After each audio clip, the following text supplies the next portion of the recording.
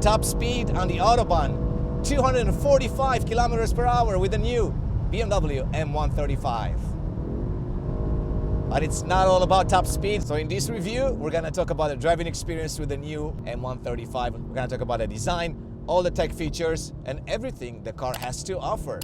But first, let me take this thing off. I look like a dork.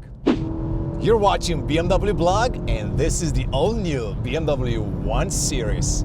And more specifically, the BMW M135.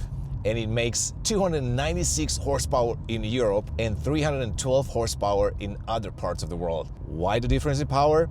Because of emission regulations. It also makes 400 Newton meters of torque, 50 Newton meters of torque less than the outgoing F40 M135i. But will that make a difference in daily driving? We're about to find out. The B48 engine sends the power to all four wheels via a new 7-speed dual-clutch transmission. The top-spec M135 is able to take the car from 0 to 100 kilometers per hour in 4.9 seconds. It's getting an M-adaptive suspension, which is lowered by 8 millimeters compared to the standard suspension. The rear axle bushings are 50% stiffer than in the standard suspension as well. It also features a frequency selective damper. In other words, it's a traditional damper with additional wells, so you can keep the sportiness without losing the comfort of the car. Now, if the sportiness of the M135 is not enough for you, you can go for the M Technology package, which has a long list of upgrades. And it's only offered for the M135 model. Lastly, if you're thinking about tracking this car, you can, because BMW developed some specific semi-slick tires, Michelin Cup 2s, which can be optioned for this car. BMW decided to include a front mechanical differential lock as standard equipment on the M135. The traction was quite good in the past, but will it be the same today? Let's find out. So right now I'm in the comfort mode. We're gonna switch to sport in a second. Wanted to see the more comfortable mode. And speaking of the driving modes, it is worth mentioning that BMW wanted actually once again with their new cars to spread the driving modes even more. In the past, a lot of their cars have been criticized for being too sporty in the comfort mode, and apparently that's not something that their customers really wanted.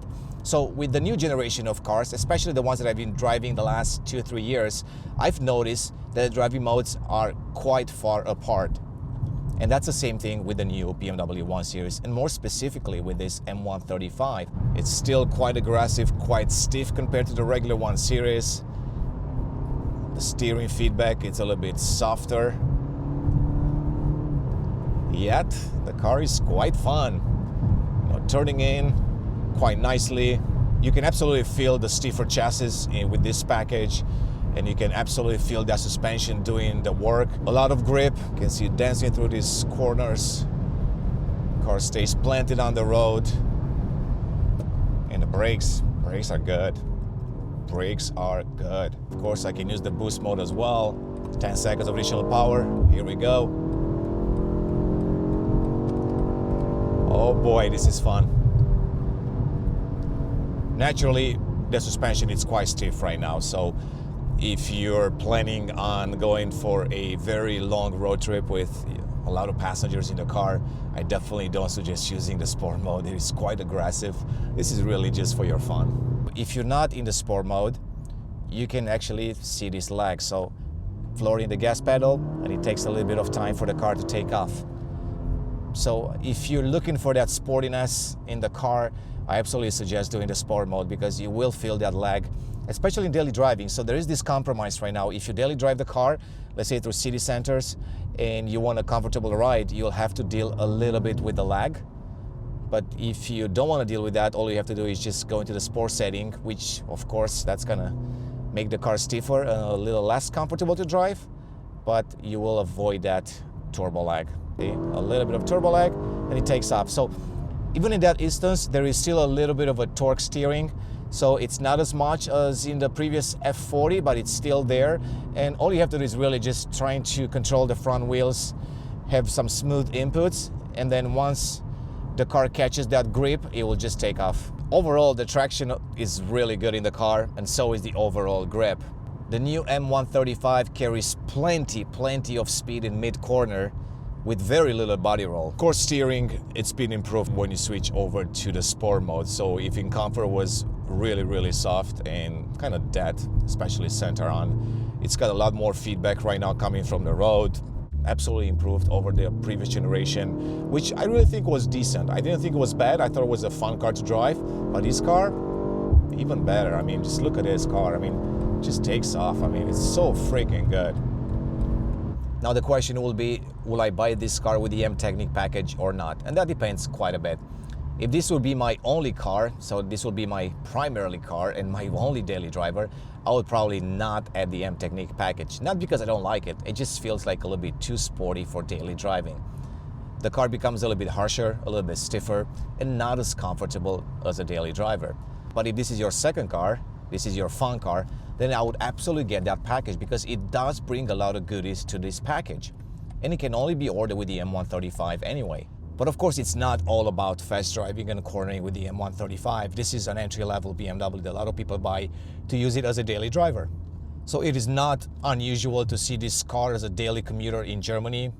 I've seen plenty of 1 Series in Munich, and that's exactly what probably most of the people will buy the car for. So will I take this one over a rear-wheel driven 1 Series?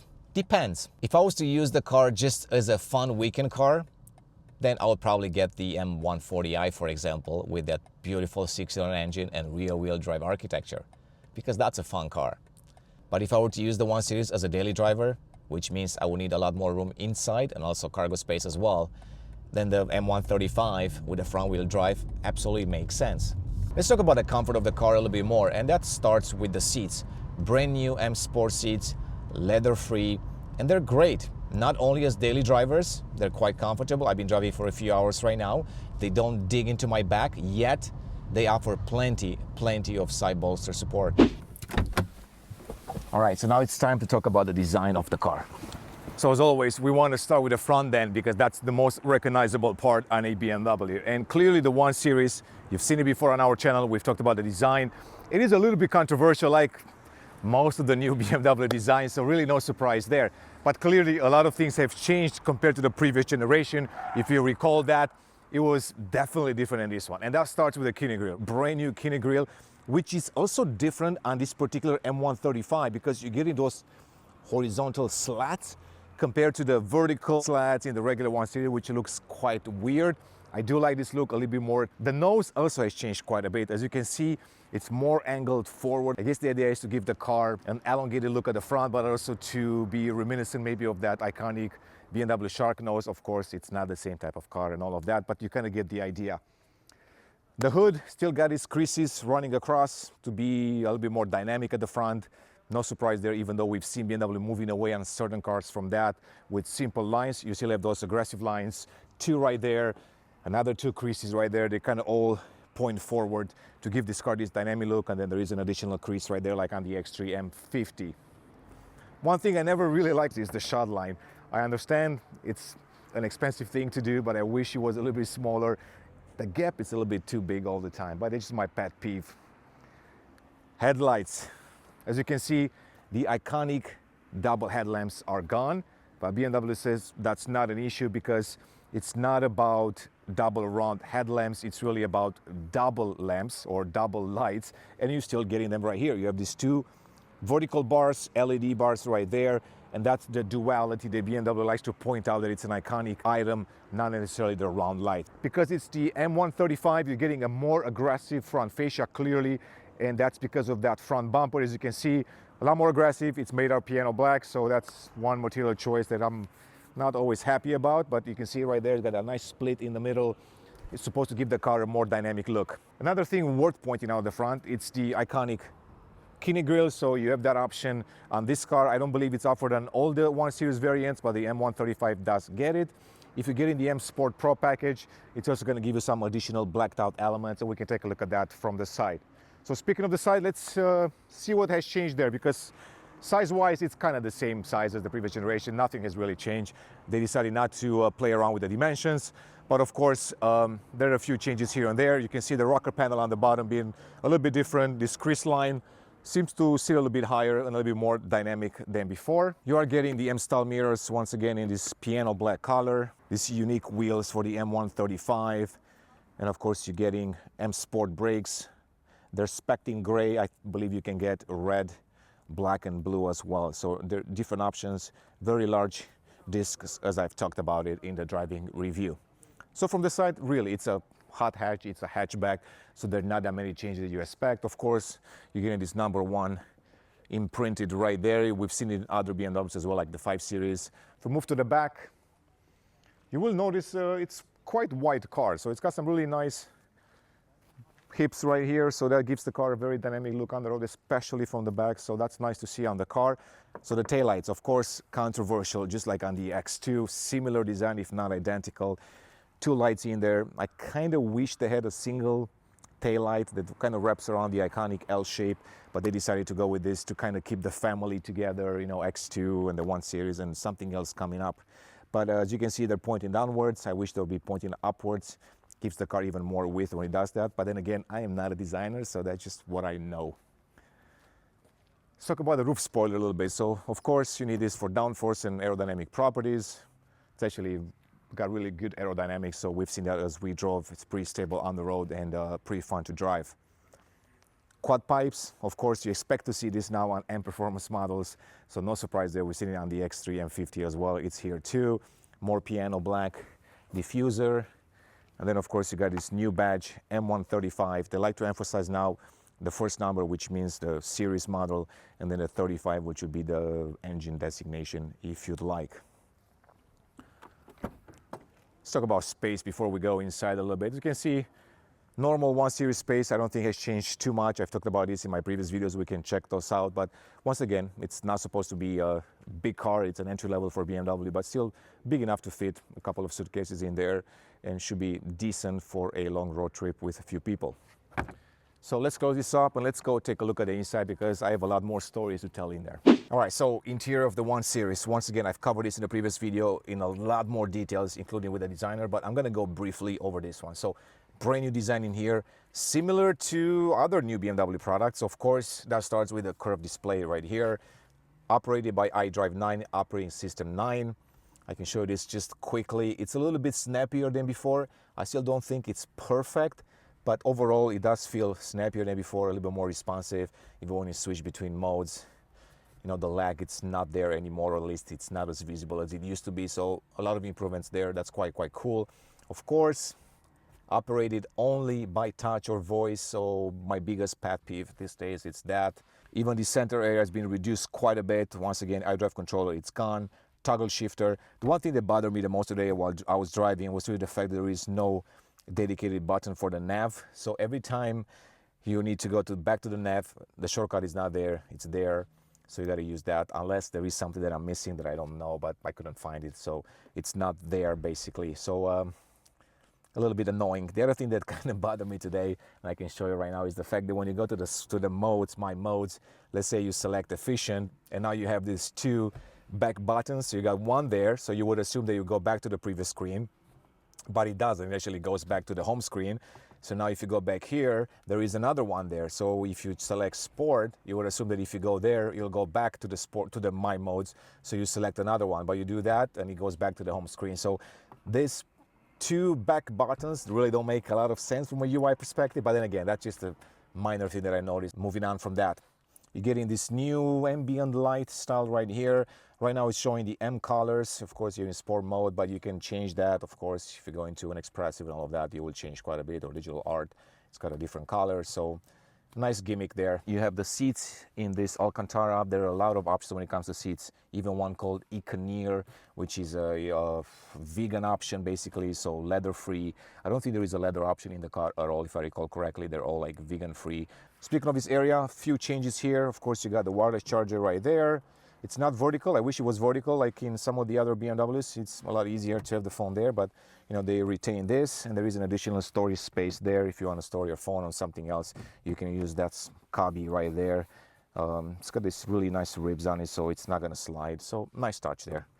Cup holders, big enough even for American standards, even though the car is not going to be sold in America, but you can definitely fit a Starbucks cup in there if you want to.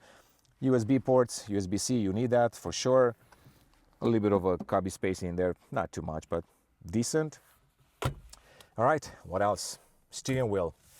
Beefy steering wheel, I've talked about it, 12 o'clock red mark. M Sport steering wheel, it's available if you get the M Sport package or the M135. I believe you can only get the red mark in this particular variant, but not if you get the regular M Sport package for other 1 Series variants.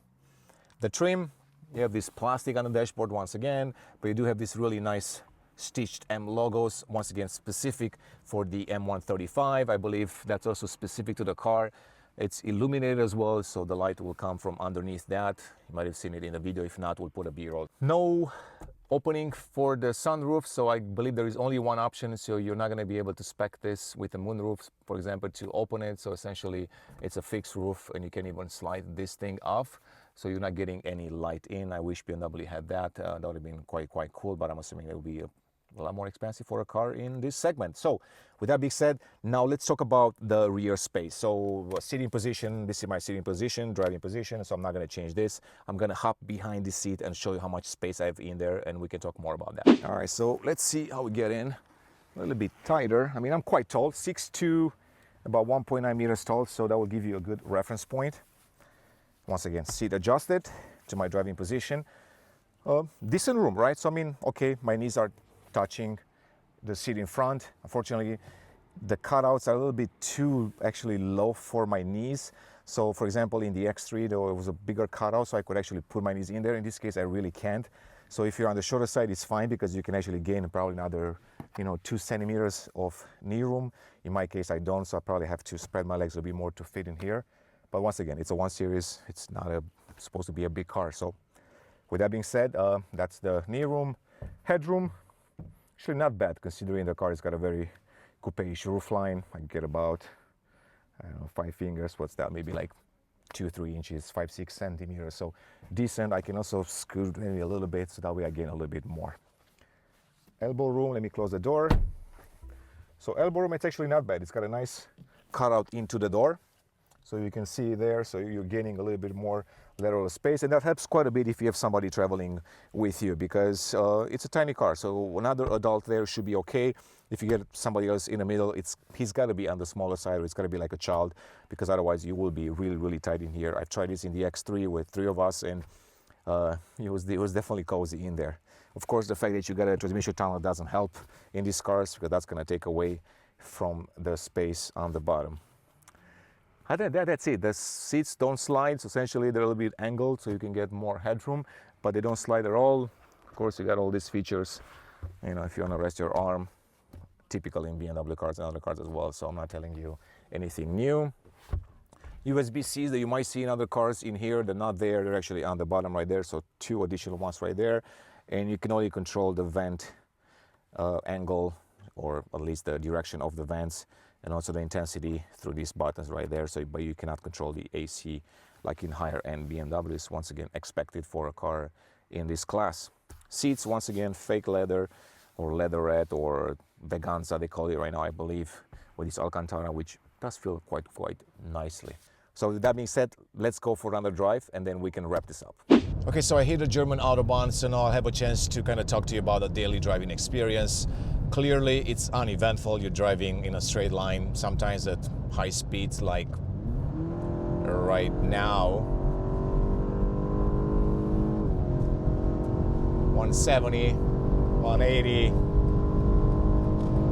200, 220. I mean, this little car can just go unbelievable.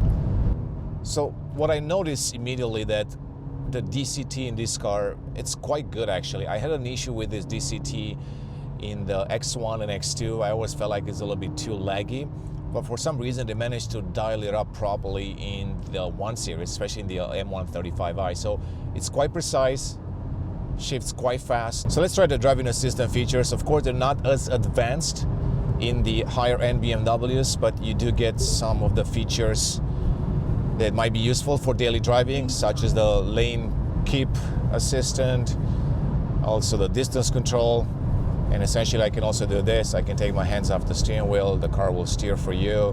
So here we go, doing the lane keep, and now I'm getting the warning after about 10 seconds to grab the steering wheel. So should you buy the new BMW M135 or not? And that's a tricky question, because if you fall in the camp of the people that love the 1 Series with a rear-wheel drive and a 6-cylinder, then of course you will be very hard to convince that this is a true BMW, if you want to call it that way. Now, if you became accustomed to the 1 Series with a front-wheel drive, if you liked the previous generation 1 Series and you felt like it's a good starting point for a BMW, then you will absolutely enjoy this second generation. It's a grown-up car. They've learned quite a bit from the first generation, and they've applied these lessons to the second one. If you value driving dynamics over, let's say, interior quality and the lack of physical buttons and iDrive controller, then yes, you will like this car. If you're the type of customer that expects a lot for your money, you know, $56,000 starting points, it's not cheap, then you might be disappointed a little bit with this car, once again, because of the interior quality and materials. But if it was up to me, I would buy this car to be a good daily driver, with the added fact that I can have fun with this car, especially if you spec the car with the M technology package. But let me know in the comments below, do you still love the BMW 1 Series with a rear-wheel drive and a 6-cylinder? Or have you become accustomed to this new 1 Series with a front-wheel drive and more interior space? Thanks for watching. I will see you in the next one.